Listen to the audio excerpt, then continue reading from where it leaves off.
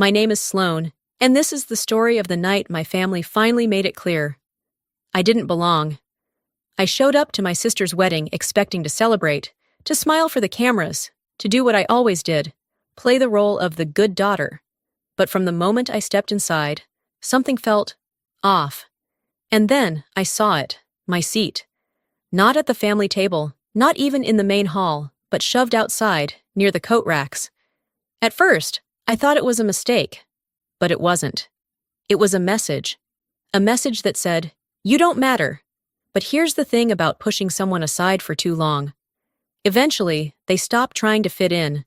So I made a choice that night. And what happened after?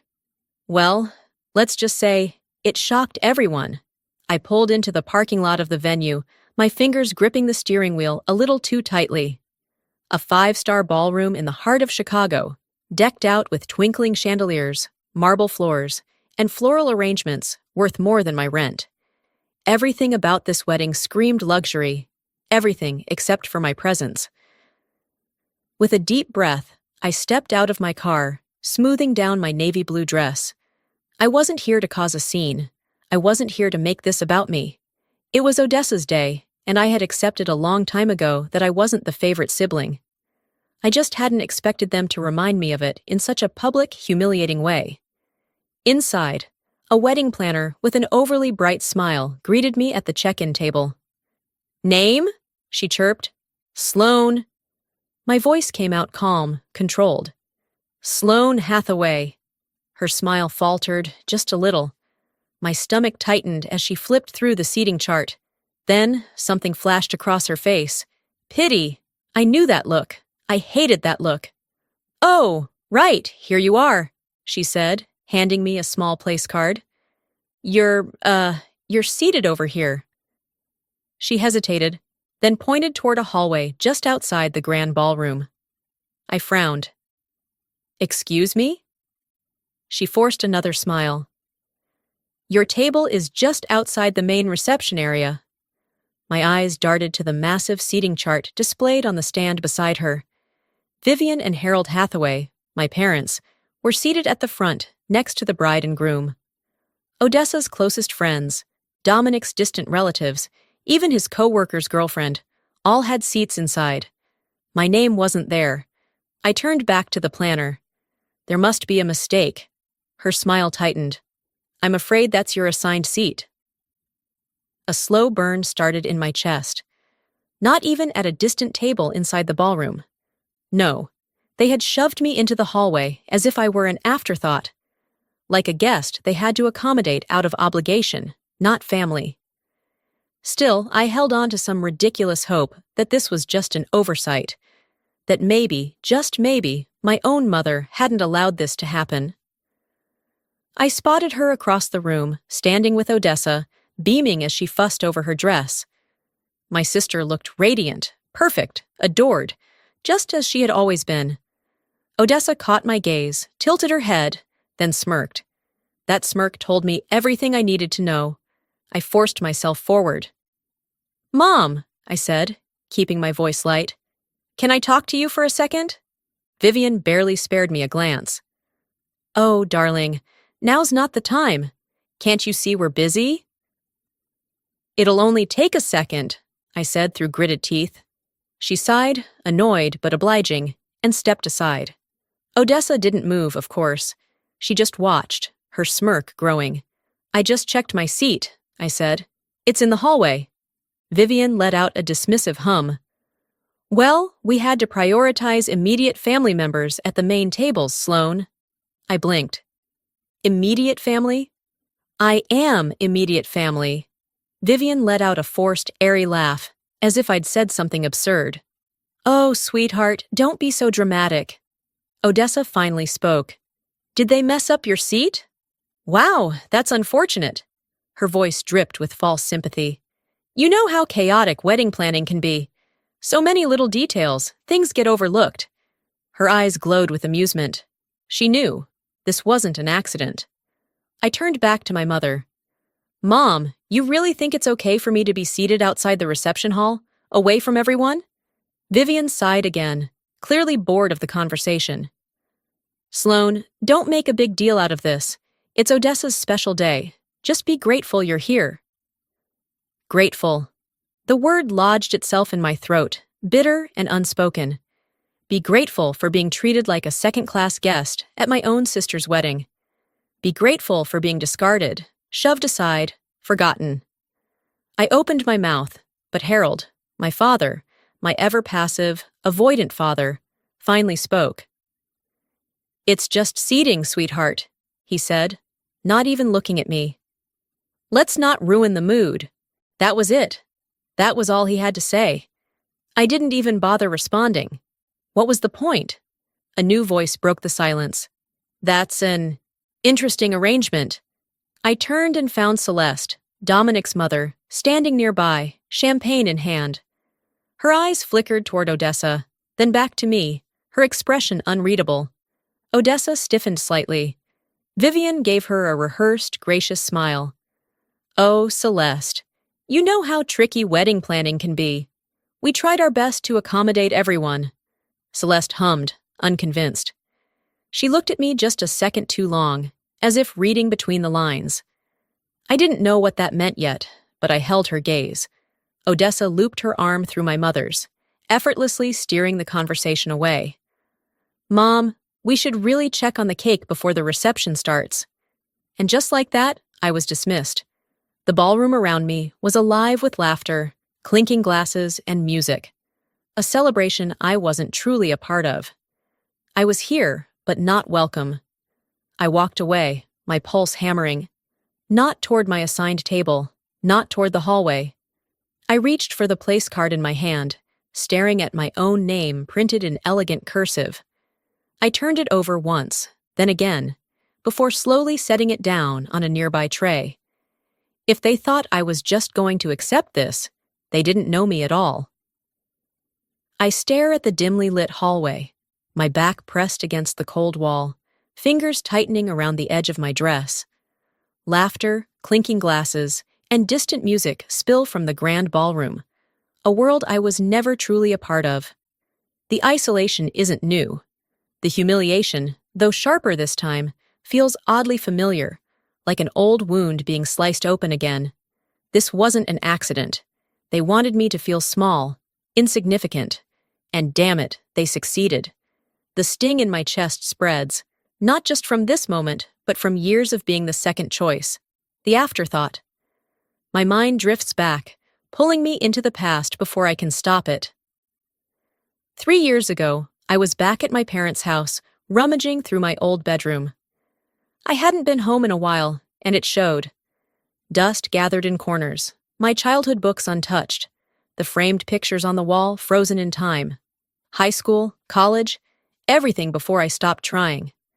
I wasn't searching for anything in particular, just killing time while my mother finished whatever elaborate dinner she was preparing for Odessa's visit.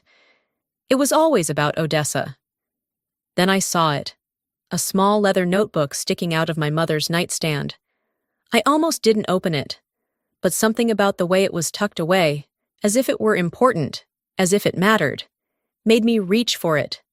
Inside, pages upon pages of carefully recorded memories, notes, thoughts, about Odessa, her birthdays, her achievements, her struggles, her favorite foods, the names of her childhood friends, even a list of gifts she had loved and ones she had faked liking to be polite. I flipped through more pages, searching for something, anything about me. There was nothing, not a single mention, not a single thought, not a single note about her other daughter. It was like I never existed. I remember standing there, gripping the notebook so tightly my hands ached. A lifetime of doubt suddenly confirmed in ink. When my mother walked in, she barely reacted. "Oh, honey, you've always been independent. I never had to worry about you like I do Odessa." Like that was supposed to be a compliment. Like that was supposed to erase the years of quiet neglect. She had written down everything about Odessa, yet not one single thought about me was worth recording. That was the moment I knew. I had always been alone in this family. The present crashes back around me, the sound of Odessa's laughter slicing through the air like a blade. The weight of that damn notebook presses against my chest, Even now, I glance at my assigned table. The insult of it, the pettiness, the cruelty. If they wanted to remind me of my place, message received. I inhale sharply, pushing myself off the wall. If my family had already decided I didn't belong, maybe it was time to act like it. I step toward the ballroom, my mind racing. But before I even reach the doorway, I catch sight of Dominic. He's standing off to the side, near the bar, a glass of whiskey in his hand, but he isn't drinking it. His eyes aren't scanning the crowd with the ease of a man who just married the love of his life. Instead, they're locked on something, or someone, with unmistakable hesitation. And then, they land on me. He exhales, long and slow, before pushing off the counter and walking toward me. Sloane. His voice is even, but there's something underneath it. I raise an eyebrow. Dominic. For a moment, neither of us speaks. The wedding moves on around us. People drinking, laughing, celebrating. A party moving forward while its foundation slowly rots beneath it. Dominic shifts, rolling the whiskey glass in his palm before glancing over his shoulder, toward the far side of the room where Odessa is holding court, basking in her own reflection. When he looks back at me, his jaw tightens. There it is again. That hesitation. That doubt. Sloane, he starts, voice lower this time. I know we haven't talked much, but can I ask you something? I tilt my head. That depends. Is this a polite wedding conversation, or is this something else? He doesn't smile, doesn't even pretend. Something inside me shifts. Dominic sighs, rubbing his temple like he's already regretting this. Does your sister ever talk about me differently when I'm not around? There it is. That single question. That moment where reality peeks through the cracks of whatever illusion Odessa has been feeding him. For a split second, I consider lying. Maybe out of some misplaced sense of protection. Maybe because exposing the truth in a setting like this is a dangerous thing. But then I remember my seat assignment. I remember Odessa's smirk. I remember my mother's dismissal. And I remember who Odessa really is. I glance at his whiskey glass. You should probably take a sip of that first. Dominic tenses. Then he lifts the glass to his lips and downs the whole thing. Dominic, I say carefully, I don't think you know Odessa as well as you think you do. His jaw tightens. I was afraid of that. Silence stretches between us, thick and suffocating. She's been acting different, he finally says, his voice quieter now, edged with something close to frustration. Controlling. There are things she doesn't want me to see. My stomach twists, because of course there are. Before I can respond, Celeste appears. She's walking toward us, her expression unreadable, but her eyes are sharp, calculating. Odessa's new mother-in-law, the only woman in this room with more power than she has. Celeste stops in front of Dominic, her gaze flicking toward me for just a second before settling on him. Darling, she says smoothly, I believe you should see this. Then she holds out her phone. Dominic takes it hesitantly, scrolling down, his face shifting from confusion to realization to something far, far worse. Odessa's text messages, to her friends, to her stylist, to people who have no business knowing what's in her heart, because what's in her heart is cold and rotten. The messages are brutal, petty, cruel. Odessa trashing Celeste, calling her overbearing, controlling, a rich old woman who just needs to write the checks and stay out of her life. Odessa talking about Dominic, how she's training him to be the husband she needs, how he'll do whatever she wants because he's so desperate to prove he's better than his dad. And then, the worst one, Odessa laughing about how easy this marriage will be. Because Dominic's family has money, and all she has to do is play her part until she doesn't have to anymore. Dominic's hand clenches around the phone. Celeste watches him carefully. Your wife-to-be doesn't just dislike me, Dominic. She pauses, voice calm but sharp as glass. She's been planning to control you since day one. Dominic sways slightly, as if the floor beneath him has just cracked open. I say nothing, because this isn't my moment. This is his. I just watch as his expression shifts from doubt to anger. The wedding may be happening, but the foundation beneath it is already cracking. The wedding may still be in motion, but behind closed doors, the family meeting that follows will change everything. I follow the movement of bodies as we're ushered into a private lounge. The air is heavy, thick with the kind of tension that makes your skin itch. Odessa is in the center of it all, perfectly composed, or at least pretending to be. Celeste stands near the entrance, arms crossed, lips pressed together in an unreadable line. Dominic lingers by the bar, his whiskey untouched, his shoulders rigid. Vivienne, of course, is already speaking, already smoothing, already making excuses. "This is all just a misunderstanding," she says, offering a thin, forced smile. "Emotions are high. It's a wedding after all. Let's not let a little family tension—" Celeste cuts her off. "Family tension?" she echoes, eyes narrowing. "Vivian, this isn't tension. This is a revelation." Odessa lets out a mocking scoff, arms crossing over her designer gown. "You've seriously dragged us in here for this?" She turns toward Dominic, voice dripping in sugar. "Baby, tell me you don't actually believe this nonsense." Dominic doesn't answer. He doesn't even look at her. Vivian reaches for his arm, her voice softer now. "Dominic, sweetheart, you have to understand. Odessa has been under a lot of stress. Planning a wedding is exhausting. People say things they don't mean." Celeste's lips curl. Funny, because she seemed to mean every word when she talked about controlling him. Odessa's jaw tightens, but before she can fire back, Harold speaks, and the entire room stills. "Vivian, stop." The words are quiet, but they land like a gunshot. My mother turns, blinking, as if surprised to be interrupted. My father is not a man who raises his voice, not a man who intervenes.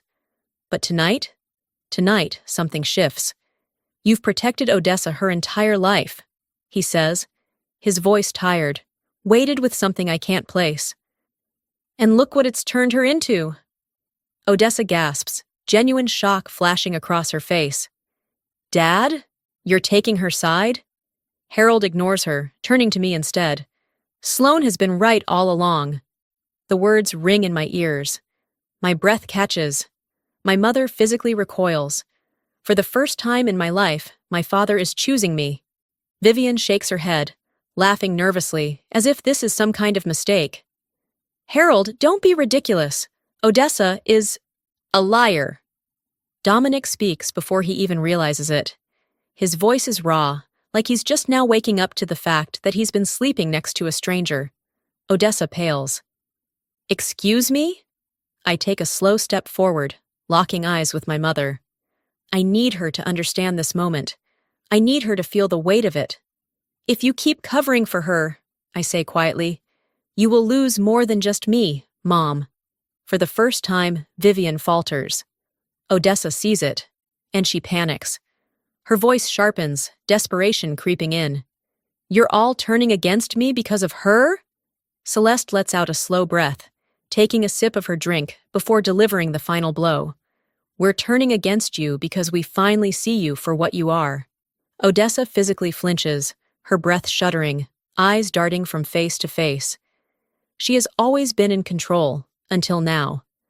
A wounded animal is the most dangerous kind, and Odessa has no intention of going down quietly.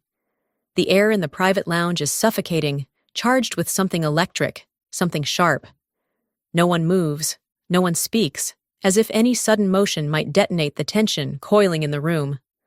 Odessa stands rigid, her breath shallow, her fingers clutching the fabric of her gown so tightly that the seams strain. She's losing control, and she knows it. Vivian's grip on her daughter's arm is firm, her voice low but desperate. "Odessa, stop!" But Odessa doesn't stop. She can't. She won't. Across the room, Dominic hasn't said a word. His silence is heavier than any accusation, a weight pressing down on Odessa's carefully built world. I glance at him, the man who just pledged forever to my sister, and I see the doubt in his eyes. More than doubt, something colder, disgust. A flicker of satisfaction sparks in my chest, but I bury it.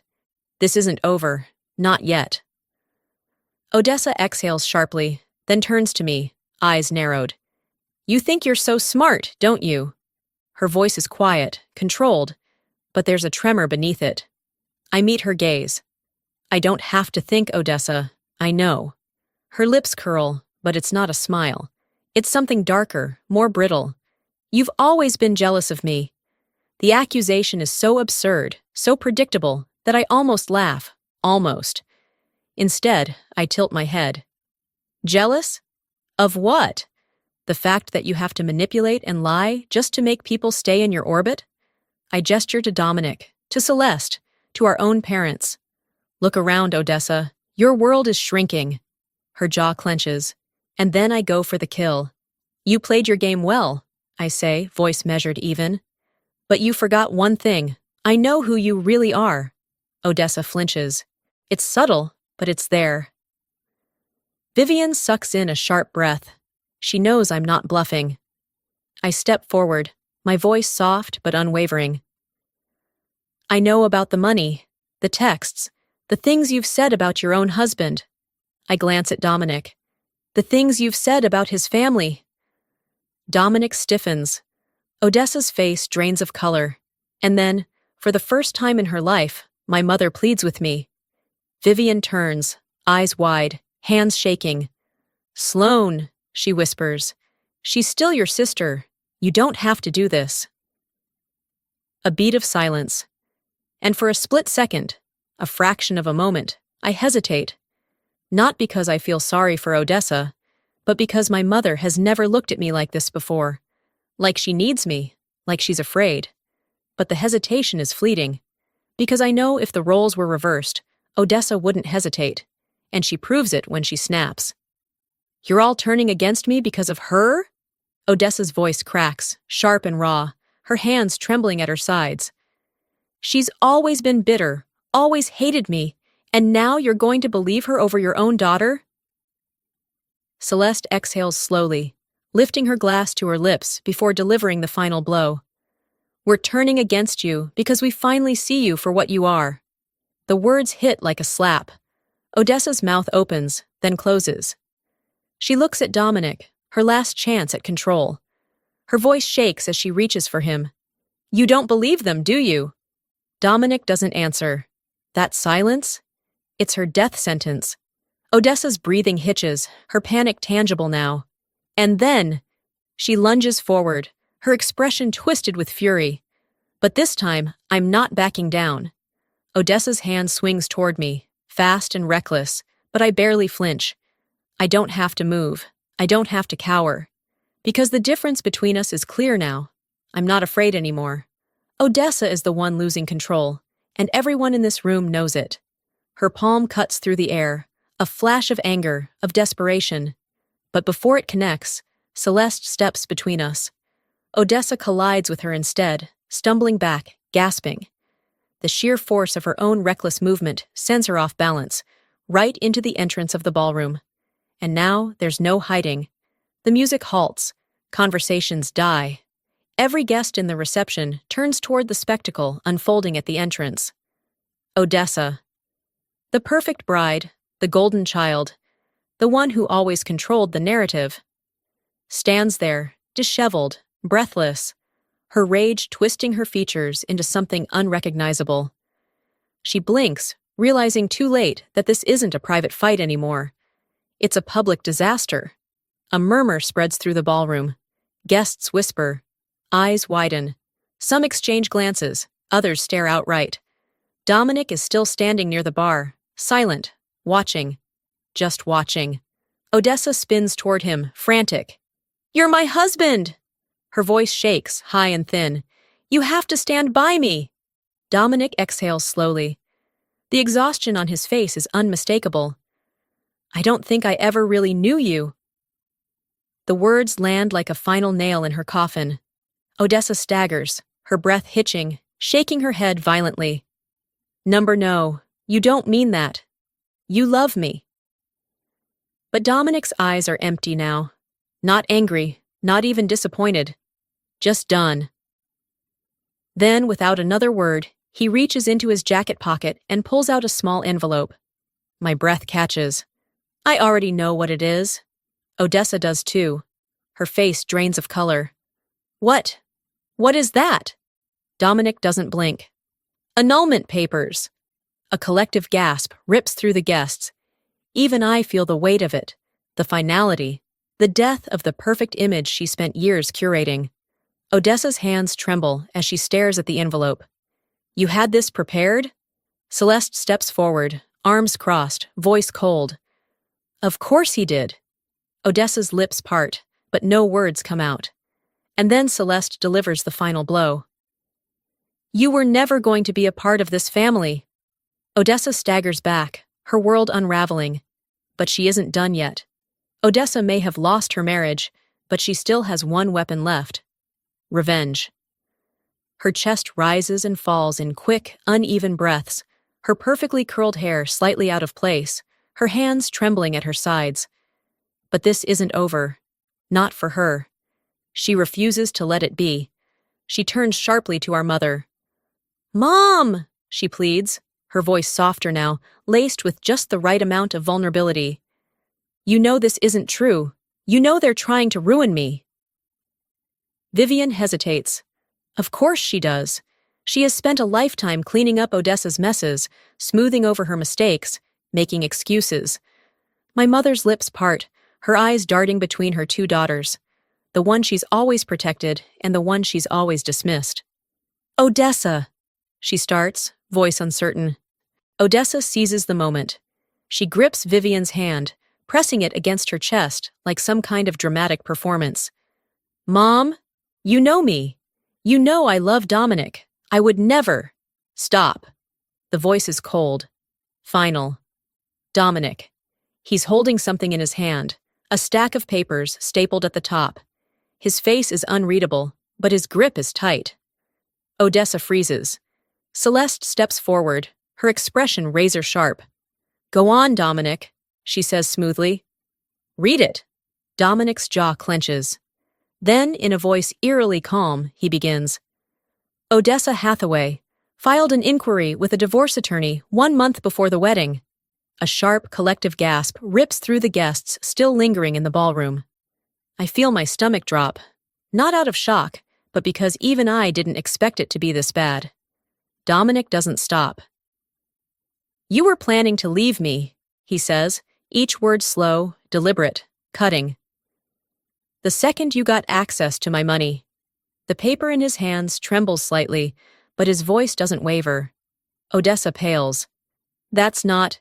Celeste lets out a low, unimpressed laugh. Oh, sweetheart, don't even try. She tilts her head. That's a legal document. You know, the kind that doesn't lie. Odessa's confidence shatters. The room is spinning out of her control, slipping through her fingers like sand. Dominic takes a step closer. Was anything ever real, Odessa? His voice is raw, not angry, just exhausted. Did you ever love me? Or was I just another accessory for you to show off? Odessa's lips quiver. Her eyes dart around the room, searching for someone, anyone, to back her up. And then, as if on pure survival instinct, she spins toward me. This is all your fault, she snaps, her voice rising, cracking. You've always been jealous of me. There it is. The same tired accusation. But this time, it doesn't land. Because for the first time, I don't care. I don't rise to the bait. I don't argue. I don't give her what she wants. I simply look at her and say, No, Odessa. This isn't my fault. She flinches. This is who you've always been. Her breath hitches. I step forward. I don't raise my voice. I don't have to.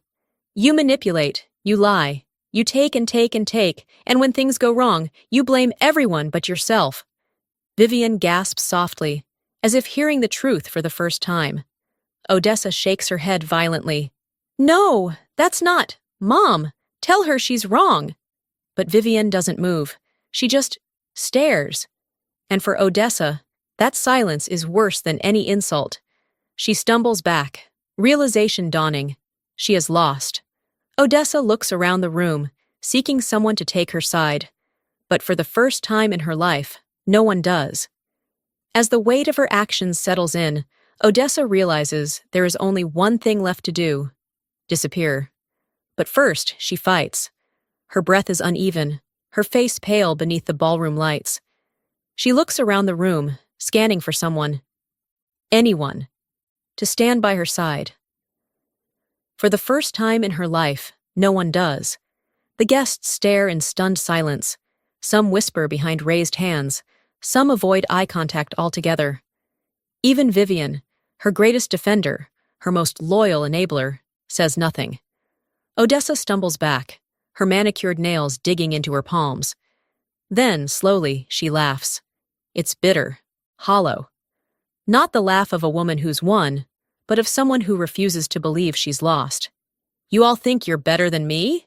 She sneers, her voice unsteady. Just wait. None of you will be anything without me. No one reacts. No one rushes to tell her she's wrong. She grits her teeth, shaking her head, as if trying to will the moment into something else. And then, our eyes meet. I step forward. Not out of pity, not out of cruelty, but because I need her to hear this. For the first time, Odessa looks small. You spent your whole life making sure I felt invisible, I say, my voice steady, unwavering. But look around, Odessa. I watch as her throat bobs, as her breath hitches. You're the one no one sees anymore. She blinks, and for a split second, something in her cracks. Then, just as quickly, she shoves it down. She steps back, shaking her head, laughing again. But there's nothing behind it. No. You don't get to do this, she spits. You don't get to be the hero in this story. I exhale slowly. She still doesn't understand. This isn't a story, Odessa. This is just the truth. Her mouth opens, but nothing comes out. She turns to our mother. Vivian's arms are wrapped around herself, her lips slightly parted, her expression shattered. Tears shine in her eyes. Not for Odessa, not for me. For what she allowed to happen, for what she let Odessa become. She stares at me, really looks at me, for the first time in years. And I know she sees it now, the damage, the choices, the consequences. But it's too late. I won't stay to watch the aftermath. I take a breath, shoulders back, and turn toward the exit. No dramatic speech, no second glance, just a quiet, final decision. I walk out, stepping through the heavy ballroom doors into the crisp night air. The cold fills my lungs, sharp and cleansing. And as I stand there, staring at the city lights stretching out beyond the courtyard, I feel it. A new beginning waits beyond the doors. The past may still linger, but I've finally learned that not all endings need closure. It's been a week since the wedding, a week since I walked out and left them all standing there, staring, speechless, unsure what to do without me playing my role. The fallout came fast. I glance at my phone, scrolling through the missed calls and unread messages. Most of them from my mother. Some apologetic, some defensive. Vivian Hathaway doesn't know how to lose. She doesn't know how to navigate a world where I'm not desperately seeking her approval. Odessa, meanwhile? Silent. No social media posts, no cryptic captions, no carefully curated illusions of perfection. She disappeared from public view the way a fallen queen disappears from history. And the family group chat? Still active, still buzzing with updates, jokes, inside references. Just without me. I should feel hurt. I should feel the sting of exclusion. But I don't. For the first time, I don't need to be part of something that never truly included me to begin with. The call comes later that evening. I let it ring twice before answering. Vivian's voice is hesitant. I know I've made mistakes, she says, as if it's that simple. I say nothing. She exhales shakily. I don't know how to fix this. I close my eyes, leaning back against my couch. There's nothing to fix. Some wounds don't heal, some shouldn't. But I don't say that. I don't say anything. She waits, like she's hoping I'll hand her a script, tell her how to make this all go away. But I won't. And eventually, she realizes it. I just wanted you to know, she murmurs, before the line goes dead. Later that night, I get another message. Not a voicemail this time, not a plea. An invitation, dinner. A quiet, unspoken truce. For the first time, I consider saying no. Not out of anger, not out of resentment, but because I don't need their validation anymore. I stare at the message, at the weight of it, and I realize something. This isn't about them choosing me anymore. It's about me choosing myself. I walk through my apartment, stopping by the small bookshelf near the window. Old photographs sit there, framed moments of a life I once wanted so badly to belong to. I pick one up, a Christmas photo from years ago. Odessa front and center, radiant as always. Vivian beside her, hand on her shoulder. And me? On the edge of the frame, like an afterthought. I set it down, and I don't pick it up again. Instead, I step toward the window, breathing in the stillness of the night. The city stretches out before me, endless, full of possibilities. And for the first time, I feel it. Freedom. Before we end this story, let me leave you with something important. If there's one thing I've learned, it's this. Family isn't about blood, it's about respect. About knowing your worth. About refusing to beg for a seat at a table that was never meant for you. For too long, I believed I had to earn love. That if I worked hard enough, stayed quiet enough, sacrificed enough, eventually they'd see me. They'd choose me. But the truth? Sometimes the best thing you can do, the strongest thing you can do, is walk away. Not every story needs closure. Not every wound heals with an apology. And that's okay. Because the real healing, the real power, that comes when you choose yourself. So let me ask you, have you ever had to walk away from something or someone to protect your own peace? Have you ever realized that staying would cost you more than leaving ever could? Drop a 1 in the comments if this story resonated with you. Or tell me, where are you watching from? I love hearing your stories, your experiences. And if you want more stories like this, real, raw, and filled with lessons we all need, hit that subscribe button. Because trust me, there's more to come. Thank you for watching, and remember, choosing yourself isn't selfish. It's survival.